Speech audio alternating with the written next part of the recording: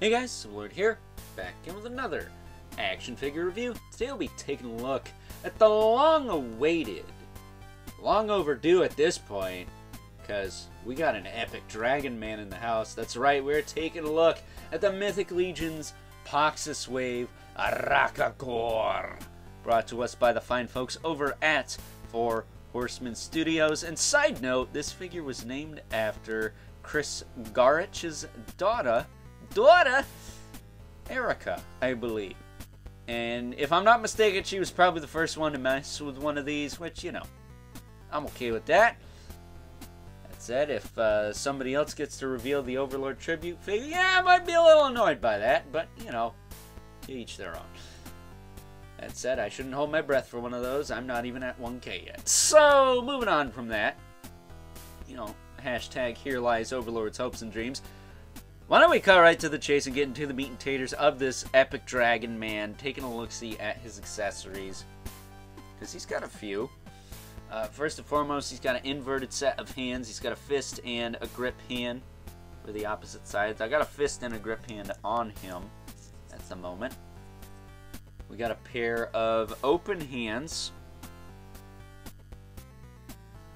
And we also have the best accessory ever, this big arse sword with this awesome flame effect on it, which does clip on somewhat.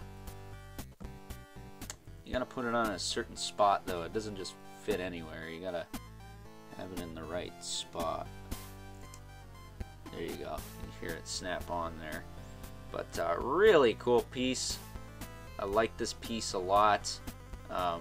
It's got some give to it, not a ton. It's got a dragon on the hilt, of course. Funny, the head's upside down, but the wing. Oh no, the wings and the head are the right side. Nothing pops off to make this easy to pop into his hand, so I would advise heating the hand maybe. I didn't have to do that with mine, but it was room temp at least, so it was easy enough to get in there. This thing is freaking massive. Look how big that is. It goes up to like his shoulder, his nipple area. Freaking awesome. I love that sword. And spoiler alert, this is my favorite good guy out of the wave. So, you know, Calazir, whatever you want to call him, was my favorite bad guy, you know, other than Poxxus, of course, because who's not going to like that figure? Even though he is a little busy. He's a little busy. Aracagorr here is my favorite of the computation of Basilia. I believe that's where he hails from. And, yeah, he doesn't disappoint. He's awesome. He makes Kragnar look like poo. Like, I like this guy a lot more than Kragnar. I was a lot more impressed with this guy than Kragnar. Mostly because my Kragnar was kind of loose in the feet and in one of the knees. I think I might have just got one of the feet replaced. I can't remember, but this guy did not have that problem. His knees aren't, you know, tight as balls, but they're not floppy loose. I would say Kragnar's aren't either, but that one foot he had caused him to fall down all the time, whereas Aracagorr here is nice and sturdy and stable and durable and just feels great in hands. So why don't we take a closer look at this big guy. And I'm not going to go over all the articulation here because I went over it as a Hazar review. It is technically an ogre scale figure despite being a different sculpt.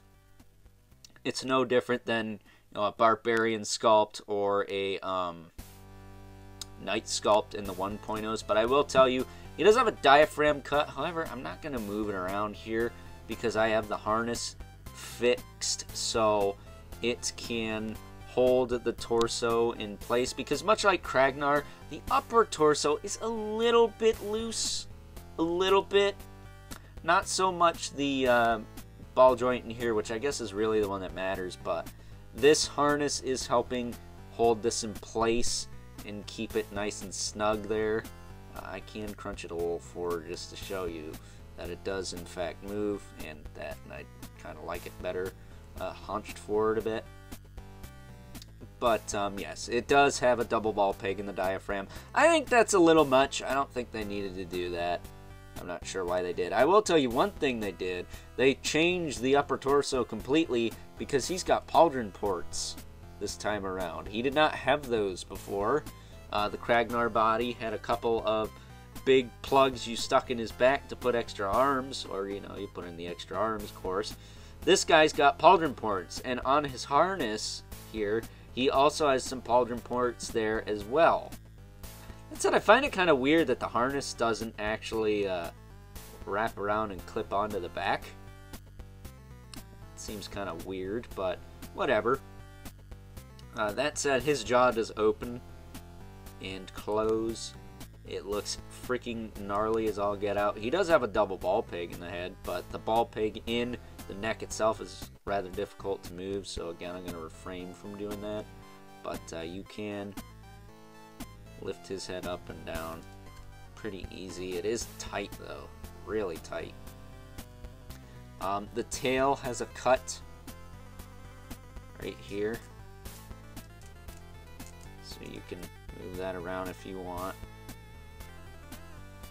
The hips, like as a Hazar, are really tight. I can't just grab them and move them, which is great. You kind of gotta finesse them a little bit,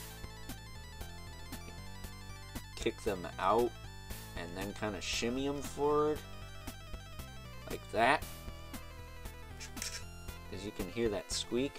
That's good squeaking. That's nice, tight, not gonna get loose on you very easily squeaking. It's not like we've seen on some NECA figures where it feels like, oh, shiitake mushrooms, I'm gonna snap that thing. It don't feel like that at all. It feels great. Again, the knees, a little weak. Those could have been tighter, I guess, but I did have them posed for a minute, so those are probably going to stiffen back up. This one's tight enough. I'm not worried about the knees on this guy. I mean, look at him. He's so stable. I can just set him down and he's not flopping around. His ankles are solid as a rock, so I'm definitely not concerned about him falling over, taking out a shelf of figures, because he will. If yours is loose, get that either fixed or replaced, because he will take out a shelf of figures. There is no doubt in my mind. He is freaking massive. I will tell you too, be careful when you're moving him around. Not because the joints are like overly tight and feel like they're gonna break. The joints will break you. I pinched my finger on his armpit, and boy did it hurt like a son of a gorilla. We'll tell you, his tail is much like the Equidron, in the sense that it does hook around that ball peg, so you are going to have to heat him up. Get this up in there, because his loincloth does actually have a spot for it to slip into. That said, you can't even see that freaking thing, can you? Not really, but that said, he does have a unique belt. It's got a little kind of demon, dragon, monster head on there. And he's friggin' awesome. He's Epic Dragon Man. What do you expect? Like, we've been waiting for a dragon for a long time, and while I know that some people would want a big old honkin' winged dragon, I want to see somebody paint this up like Dragoman from Motu Classics, and yeah, I just want to see that. That would be awesome. But I love this figure. It is definitely, he might be my favorite of the wave, even though he is a big, massive, chunky guy, and I'm not an ogre scale fan, sad to say. I know some people love him, some people just think they're kind of, you know, average like me, but, you know, this guy is a different story. He is got a lot going on. I think for the price, you can't beat it. He's awesome. And, you know, he's one step closer to getting the dragon we all want, which is going to be like 10 times the size of this thing, I imagine. They're going to go big or go home if they make a dragon. And it is Year of the Dragon, and the 25th anniversary of Four Horsemen Studios. So I'm just going to say, ready your wallets, because come December, I think we're in for a world of hurt. Actually, it's November, isn't it? So yeah, man, I dig this figure a lot. I think he's great. I think if you want to pick up one figure from this wave, this is probably the one. Probably. I think it's the one that's going to appeal to the most people. And I gotta be honest, it makes a lot of other dragon figures look like wimps. Like, this thing would knock the dog crap out of Dragoman. And I love my Dragoman. Alright, don't get it twisted. Got it from friend of the channel, Evil Villain. Shout out to him. But with that being said, it's time now that we move right along and take a look at some size comparisons. First up, here's Aracagorr, alongside the only other Ogre scale figure from the Mythic Legion's Poxxus wave. Took a look at him yesterday. Aracagorr. And, you like my little song? If not, no, tough crap. My channel. I will tell you though, compared to the satanic panic powerhouse known as Aracagorr there, Aracagorr looks like he knocked the crap out of him too. While he's sitting there trying to conjure a spell with his staff that might be missing a piece and might not be missing a piece, Aracagorr will come in and just sucker punch him right in the kisser. Like, I don't think he's going to take his crap.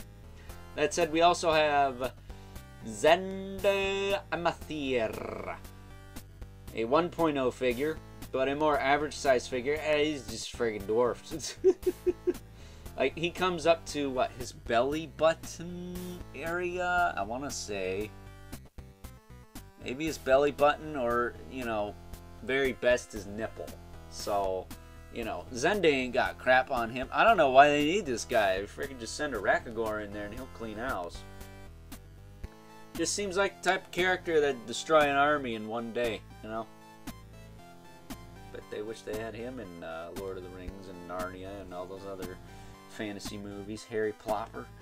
That said, we also got two regulars, Brother Mandibulus, who don't stand a chance against her. Like, get out of here, dude, with your bony arse. And, of course, yeah, well, actually, he's already dead, so maybe that won't matter. But we also have the infamous Element Spawn, who's just freaking dwarfed by this guy. Like, there's no comparison. Like, this guy is massive, larger than life. Yeah, he's not as big as Bodvar the Bear or the Trolls, but god dang it, he is oh so imposing and oh so impressive. So with that being said, it's time now that we wrap things up. Some final thoughts. Overall, and if there's one thing I can say about good old Aracagorr here, other than the fact that he is indeed an epic dragon man, is that I will not be surprised if this guy lands on a lot of people's top 10s at the end of the calendar year 2024, for those of you watching this in the future, because he is amazing. He is awesome. He is fan-friggin-tastic in every sense of the word. He is my favorite good guy out of this entire Poxxus wave, and that kind of goes without saying because, again, how do you top an awesome looking dragon man? I mean, seriously, this guy, his theme song is Dragon Force. Like, there's no denying it. It is the first thing that plays when he walks into the room. Like, I'm talking Through the Fire and the Flames, Free of the Storm, something like that. And he just lays like 20 dudes out with this big sword in one shot. Like, he seems like that type of a character. Just freaking epic, man. And this figure is indeed epic, and in my opinion lives up to the hype, like that piece of garbage Marvel Legends Spiral I looked at last week. So, as much as it pains me to say it, that does it for the Mythic Legion's Poxxus wave. I do have accessory sets and whatnots. If anyone's interested in videos of those, let me know. I might put those on my Instagram, Overlord Productions, obviously.